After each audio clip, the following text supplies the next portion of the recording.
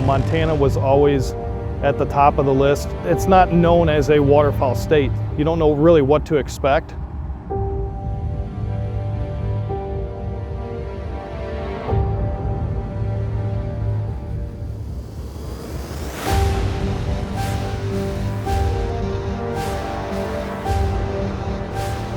I always thought back at home that we had a lot of geese, and the farther west we got, we started seeing more and more and more. In this section of river, this 15, 20 miles, there's more geese than I've ever seen in my life.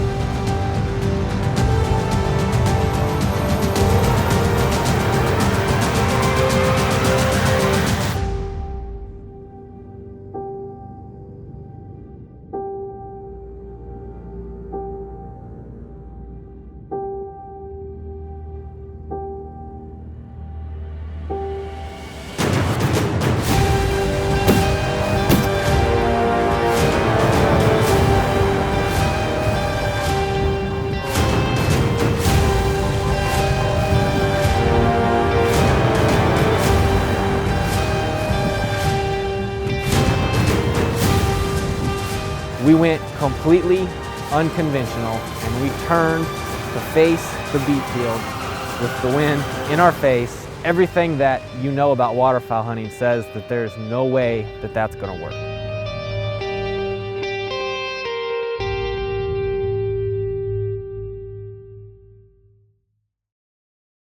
I've always wanted to come to Montana since I was a little kid, and when we try to put together new destinations and new hunts for the year, Montana was always at the top of the list. It's not known as a waterfowl state, so coming into it, you don't know really what to expect. I've heard a few people say that they've had some of the best goose hunts of their life up here.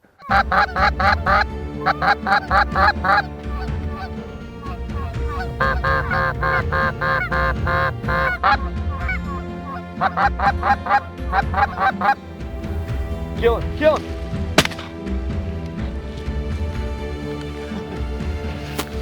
Hey, these two might come. 3. Hey, we got 2 coming.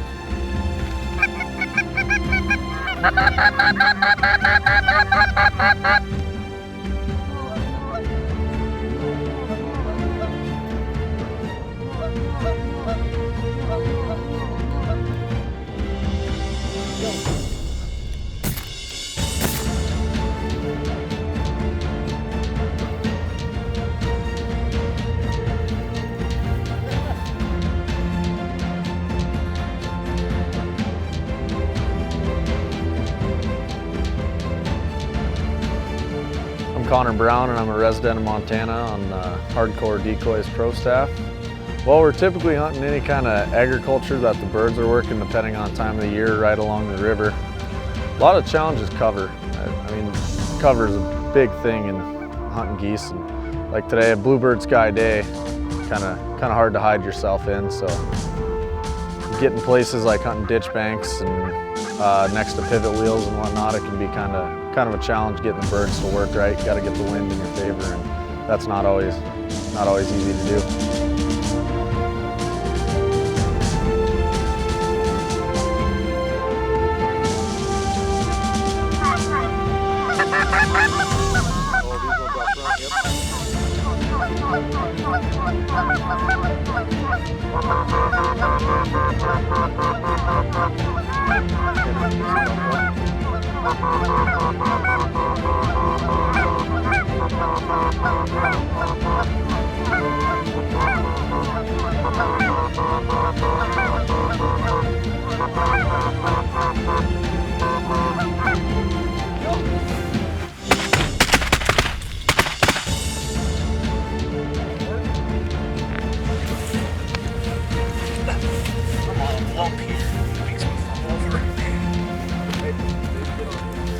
The little cover caused it hard for us to hide. We ended up working more, trying to get on the edges of fields, ditch lines, fence lines, somewhere where the birds didn't really want to be that tight up against ditches and fence lines. That was the only cover that we had going for us.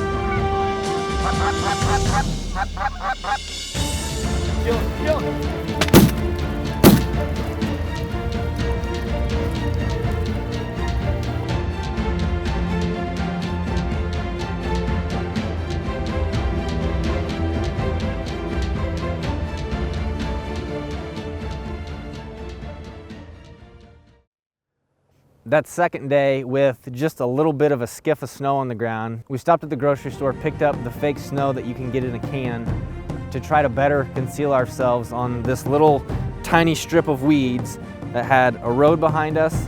On the back side of that road was a beet field that was jet black, and we were in cut corn silage. So in that silage field, it's nothing but stalks. There's no waste leaves or cut up anything.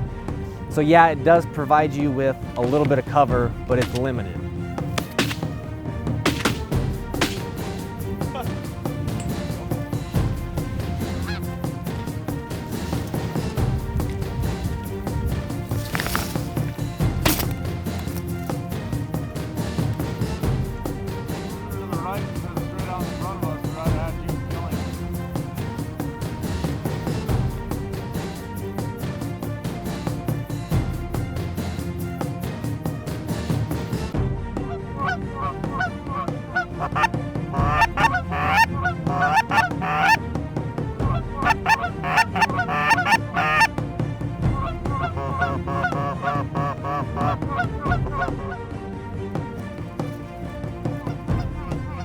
Birds were coming up off the river, they'd lock up a mile out, and they would sail straight over the top of us and dart into that beet field. After seeing that happen dozens upon dozens of times, we went completely unconventional, and we turned to face the beet field with the wind in our face. And you know, everything that you know about waterfowl hunting says that there's no way that that's going to work.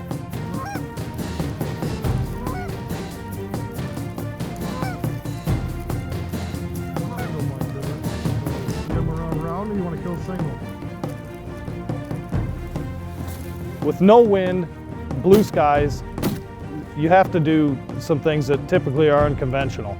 Normally you don't want birds in the field that you're in. You don't want competition in the field. You don't want those birds in the field to pull other birds away from your spread out to them.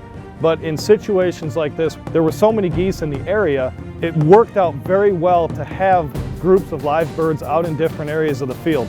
Geese would get down lower, they didn't have any wind to push them down. They're coming in high.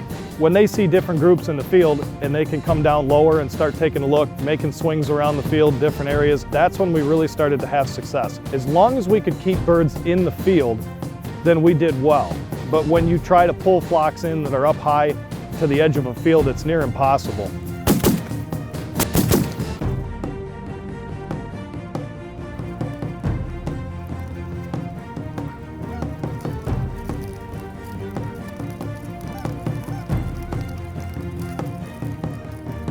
I always thought back at home that we had a lot of geese, and the farther west we got, you started seeing more and more and more. In this section of river, this 15, 20 miles, there's more geese than I've ever seen in my life. Every field's got thousands, not hundreds, just thousands and thousands of geese. They got a lot of feed. Every field, they got a couple thousand birds in it, so you set up in one and they see something that's wrong, they'll move to the next. There's no lack of food and there's no lack of birds.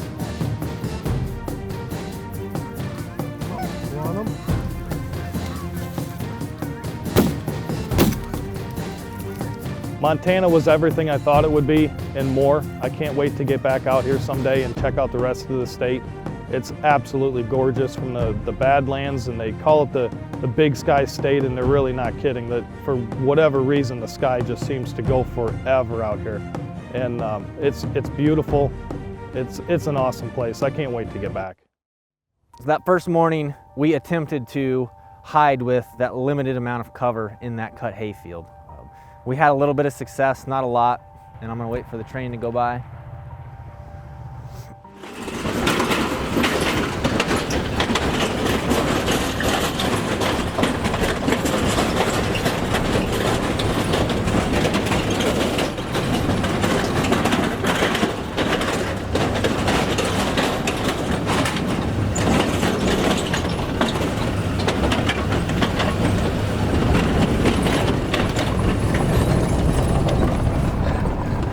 Wow, that's a bridge there, buddy.